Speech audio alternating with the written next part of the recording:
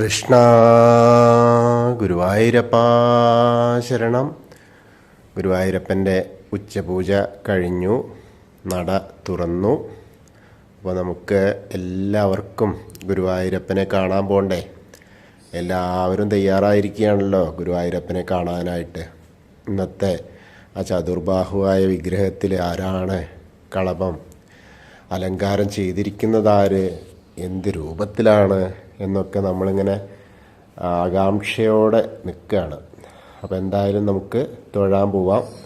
ആദ്യം തന്നെ ആ പുറത്ത് ഗണപതി അമ്പലത്തിൽ പോയിട്ട് ഗണപതിയുടെ അടുത്ത് നിന്ന് അനുവാദമൊക്കെ വാങ്ങിയിട്ട് ഗുരുവായൂരപ്പനെ തൊഴാൻ പോവുക. അപ്പോൾ എല്ലാവരും വരൂ കേട്ടോ. അങ്ങനെ നമ്മൾ ഗോപുരവാതിലൊക്കെ കടന്ന് മുന്നിലേക്ക് എത്താറായി. ആ ഗോപുരത്തിൻ്റെ ആ വാതിലിൻ്റെ അവിടെ എത്തി. ആ വാതിലിൻ്റെ അവിടെ എത്തുമ്പോൾ ഒക്കെ അത്യാവശ്യമൊക്കെ തിരക്കുണ്ട്. ഞായറാഴ്ചയല്ലേ. ഇന്നിപ്പോൾ വിളക്ക് SBIയുടെ വിളക്കൊക്കെയാണ്, സ്റ്റേറ്റ് ബാങ്കിൻ്റെ വിളക്കൊക്കെയാണ്. അപ്പോൾ കുറേ ആൾക്കാർക്ക് ഭക്ഷണമൊക്കെ ഉണ്ട്. ഇന്നും ഇന്നലെയൊക്കെ ഭക്ഷണമുണ്ട്. അപ്പോൾ നന്നായിട്ടുള്ള ആ ഒരു സമയമാണ്. അപ്പോൾ എന്തായാലും നമ്മൾ വന്ന കാര്യത്തിന് പോവുക, തൊഴാനായിട്ട് പോവുക. എല്ലാവരും വരൂ.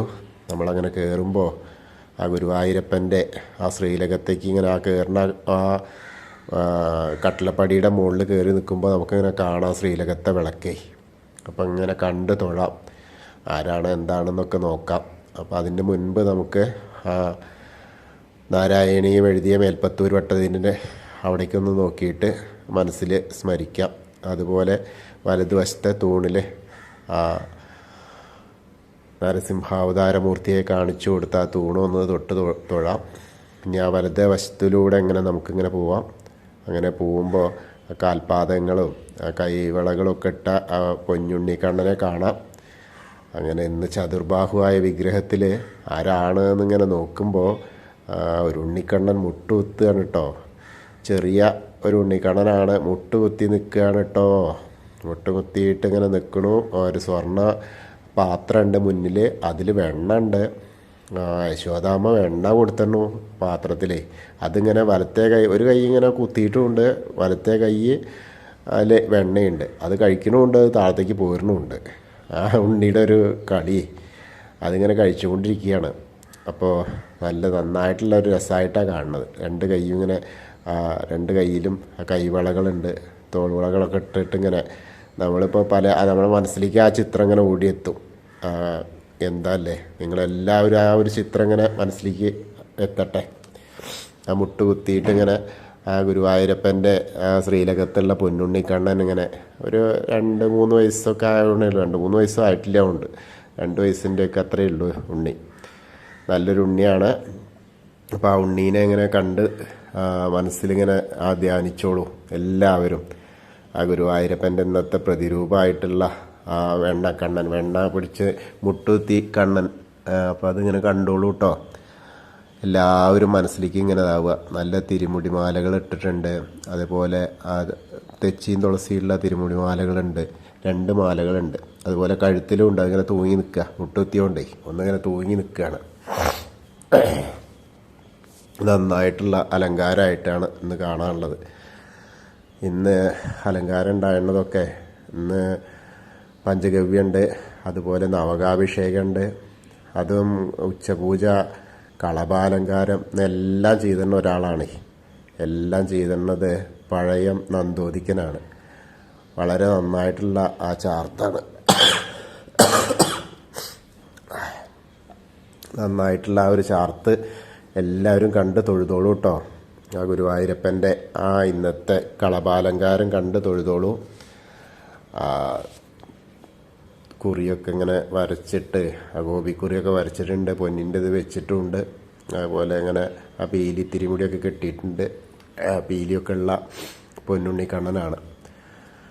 എല്ലാവരും ശ്രീലകത്തേക്ക് നോക്കിയിട്ട് ആ നെയ്വിളക്കിൻ്റെ പ്രഭയിലുള്ള തിളങ്ങുന്ന പൊന്നുണ്ണിക്കണ്ണനെ ആ വെണ്ണ കയ്യിൽ ഇങ്ങനെ പിടിച്ച് കഴിക്കുന്ന, അതിങ്ങനെ താഴത്തേക്ക് ചാടണമുണ്ടേ. മുഴുവൻ അങ്ങനെ വാരി കഴിക്കുകയല്ലേ, അപ്പോൾ ഇങ്ങനെ പോകണമുണ്ട്, വെണ്ണയല്ലേ. അപ്പോൾ അതൊക്കെ ഇങ്ങനെ നോക്കിയിട്ട് എല്ലാവരും പ്രാർത്ഥിച്ചോളൂ. അങ്ങനെ അവിടെ ചെന്ന് നമ്മളിപ്പോൾ ഗുരുവായൂർ അമ്പലത്തിലെ ആ ശ്രീലകത്തിൻ്റെ മുന്നിലാണ്, സോപാനപ്പടിയിലാണെന്നാണ് ചിന്തിക്കുക. എല്ലാവരും ഷെയർ ചെയ്യണം കേട്ടോ, മറക്കാതെ ഷെയർ ചെയ്യുക. അതുപോലെ സബ്സ്ക്രൈബ് ചെയ്യാത്ത ആളുകളുണ്ടെങ്കിൽ സബ്സ്ക്രൈബ് ചെയ്യുക. അത് കഴിഞ്ഞ് ഇനി നേരെ നമുക്ക് തൊഴുതിറങ്ങി ഇനി നേരെ അഗ്നികോണിലെ അവിടെയൊക്കെ നോക്കിയിട്ട് ആ തിടപ്പള്ളിയിലേക്കൊക്കെ നോക്കി ഇങ്ങനെ പോവാം.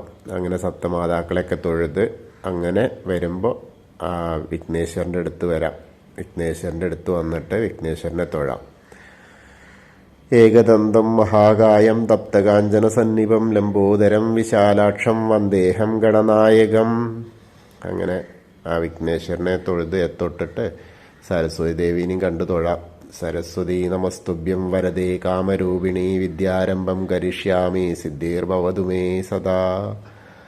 അങ്ങനെ തൊഴുത് ഇങ്ങനെ വരുമ്പോൾ നമ്പൂരിമാരവിടെ ഇങ്ങനെ അരയ്ക്കണു, അതൊക്കെ കാണാം. ചന്ദനം അരയ്ക്കണമൊക്കെ കാണാം.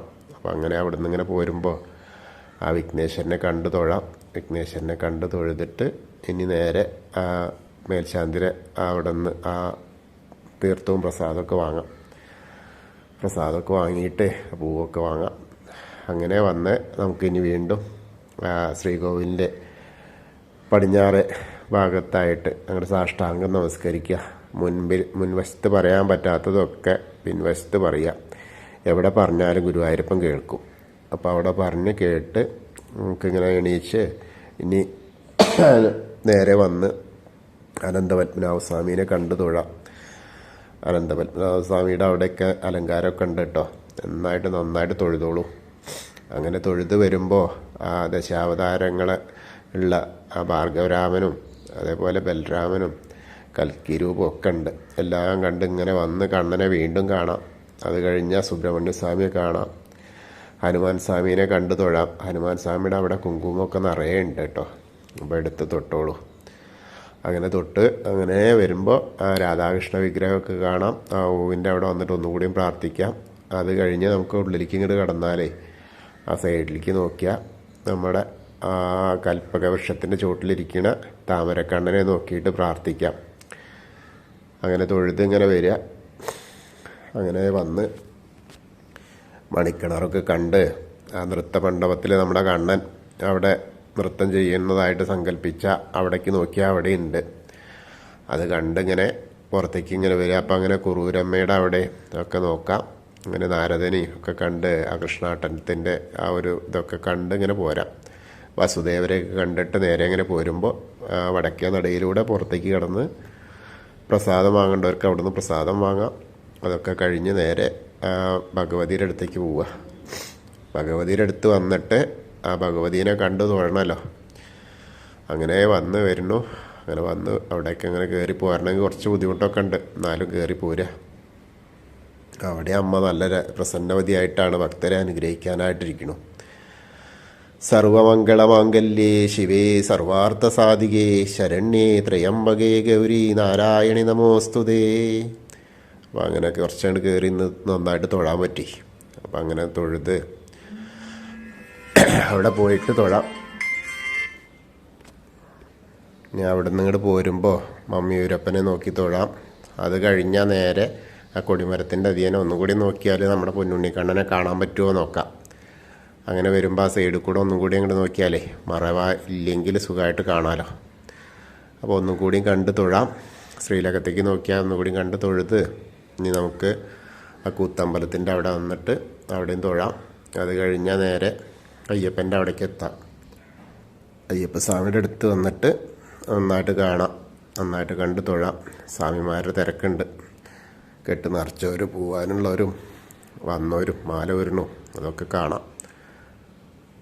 ഭൂതനാഥ സദാനന്ദ സർവഭൂതദയാപര രക്ഷ രക്ഷ മഹാബാഹോ ശാസ്തേ സ്തുഭ്യം നമോ നമ. അങ്ങനെ തൊഴുത് പ്രദക്ഷിണമായിട്ട് ഇങ്ങനെ വന്ന് ഇനി നേരെ പടിഞ്ഞാറ നടയിൽ വന്ന ആ ദീപസ്തംഭത്തിൻ്റെ മുകളിലത്തെ കൃഷ്ണനെയും ആ കൊടിമരത്തിൻ്റെ മുകളിലെ കൃഷ്ണനെയൊക്കെ കണ്ട് തൊഴാം. കൃഷ്ണായ വാസുദേവായ ഹരേ പരമാത്മനെ പ്രണതക്ലേശനാശായ ഗോവിന്ദായ നമോ നമ. അപ്പം എല്ലാവരും ഇന്നത്തെ ഗുരുവായൂരപ്പൻ്റെ ആ ഉച്ചപൂജാലങ്കാരം നമ്മൾ കണ്ടു തൊഴുതു.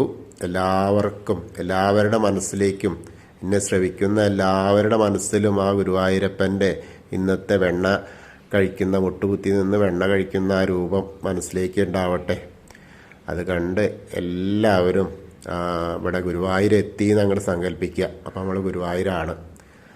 അങ്ങനെ എല്ലാവർക്കും ആ ഗുരുവായൂരപ്പൻ്റെ അനുഗ്രഹം ഉണ്ടാവട്ടെ. കൃഷ്ണ ഹരേ.